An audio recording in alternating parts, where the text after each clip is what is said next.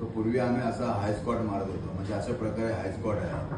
तर तुम्हाला आहे ना एक त्याला मारून दाखवायला सांगतो की काय करायचं आहे की खाली गेलं की थोडंसं होल्ड करायचं आणि वरती आलं की तो मसल प्रेस करायचा आहे.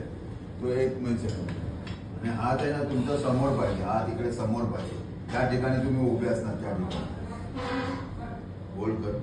वर आलं की प्रेस करा, मग फ्री कर, सोड. फ्री कर, सोड, लूज सोड. सुरुवात केली ना पहिली तर हा पाय या दिशेला होता. आता हा पाय इकडे आला पाहिजे आणि हा पाय इकडे आला पाहिजे आणि हा चेहरा या साईडला आला पाहिजे.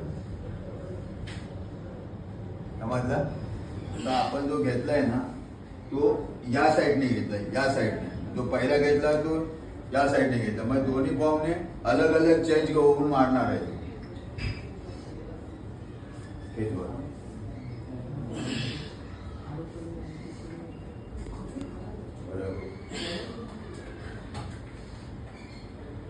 आणि रिपिटेशन 10 गेले पाहिजे. 10 मारायचेच आहेत तुम्हाला कंपल्सरी. मग तुम्ही वेट कितीही घ्या, हलका घ्या किंवा हेवी घ्या.